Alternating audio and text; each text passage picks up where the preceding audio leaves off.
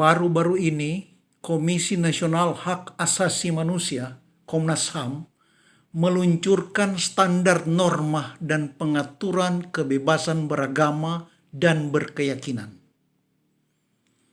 Konsep ini atau aturan ini dimaksudkan untuk dijadikan pedoman bagi aparat negara, seluruh penyelenggara negara, untuk harus memastikan tidak ada kebijakan dan tindakan apapun yang membatasi dan melanggar kebebasan beragama dan berkeyakinan warga. Sebagai norma, bahkan sebagai standar norma, itu sebetulnya harus digodok dan dilegislasi oleh DPR, kalau bukan MPR. Tapi sudahlah, bukan itu yang hendak kita utamakan. Komnas HAM sudah berprakarsa, berinisiatif yang baik. Apa yang dibikin oleh Komnas HAM ini sebetulnya dibikin sejak dulu di banyak negara lain untuk menegakkan hak asasi manusia juga. Khususnya tentang hak-hak kebebasan beragama. Banyak negara yang sudah melakukannya beberapa waktu lalu. Jauh sebelum PBB mencetuskan Deklarasi Universal Hak Asasi Manusia pada tahun 1948. Begitu juga DPR di Indonesia, setidaknya di kalangan anggota-anggota, niat anggota-anggotanya, itu sudah sejak dulu terdengar rencana yang sama. Tapi terhadang oleh apa? Begini, dari perspektif kaum beragama, aturan untuk hak asasi manusia yang seperti itu menabrak hak asasi beragama itu sendiri. HAM bertentangan dengan HAM.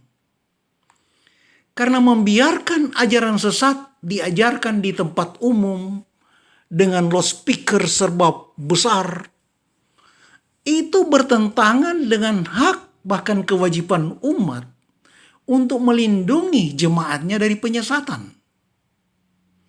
Terlebih lagi generasi muda atau anak-anak yang dianggap belum cukup kuat pemahaman agama mereka, belum cukup teguh iman mereka.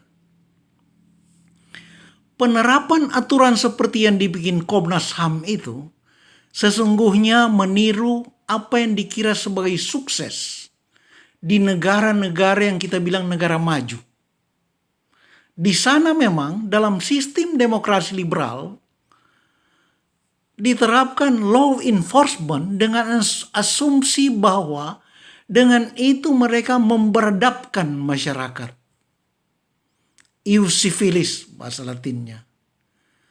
Civilization by law enforcement. Dan itu berhasil. Fanatisme tidak ada lagi. Dan lain-lain sebagainya. Tapi sebetulnya bukan itu yang terjadi.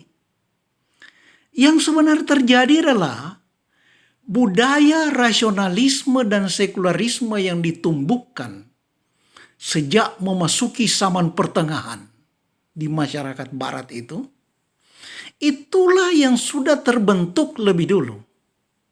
Sehingga umumnya masyarakat di sana dapat menerima aturan-aturan seperti standar norma kebebasan beragama itu karena mereka sudah lebih dulu meninggalkan ajaran agamanya, bahkan imannya. Gitu. Jadi mereka udah sekuler duluan.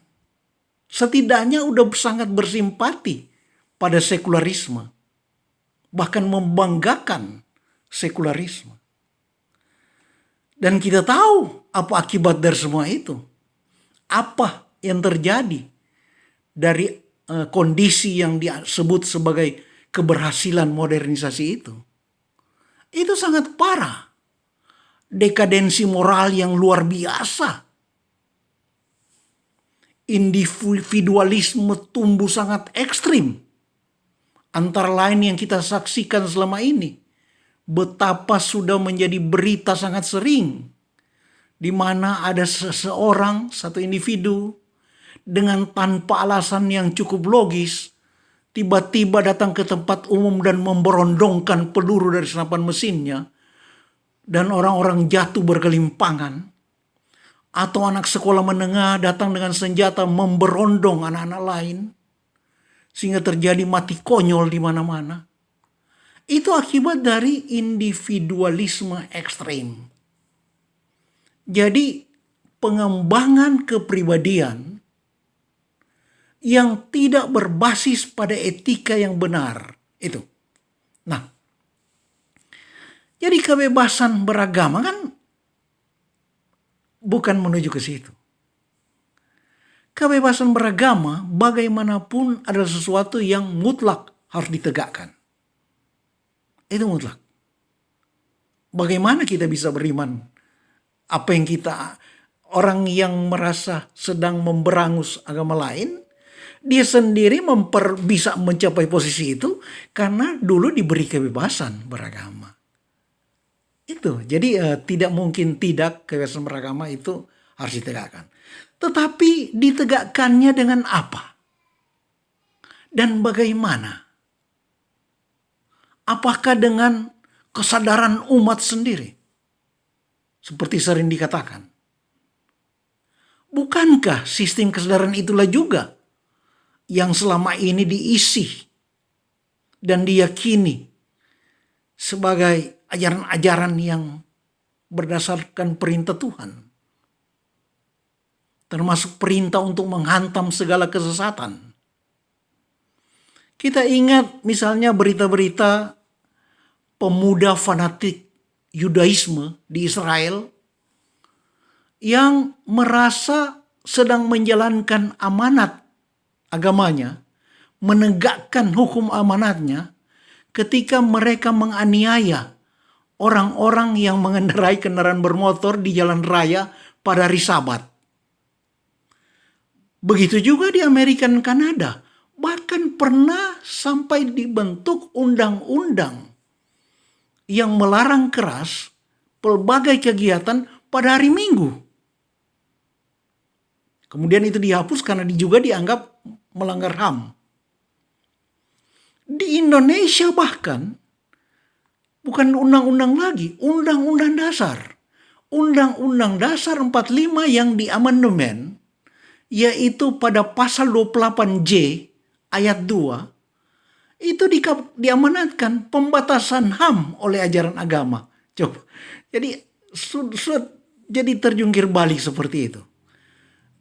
Yang benar, yang sebenarnya kesadaran itu ialah mengenai agama yang diisi dengan kesadaran tentang agama yang harus dihayati sebagai peneladanan sifat utama Allah, yaitu Maha Pengasih lagi Maha Penyayang. Hanya dengan itulah kita semua akan bisa tetap menyayangi penganut agama lain sebagai sesama manusia ciptaan Tuhan kita sendiri. Dan dengan cinta kita akan mengajarkan pada semua orang apa yang kita yakini sebagai kebenaran. Sebagaimana mereka juga akan melakukan hal yang sama terhadap kita. Dengan kesadaran itulah kita jadi tahu apa yang terpenting untuk dibina pada jemaat kita sendiri dan generasi muda kita.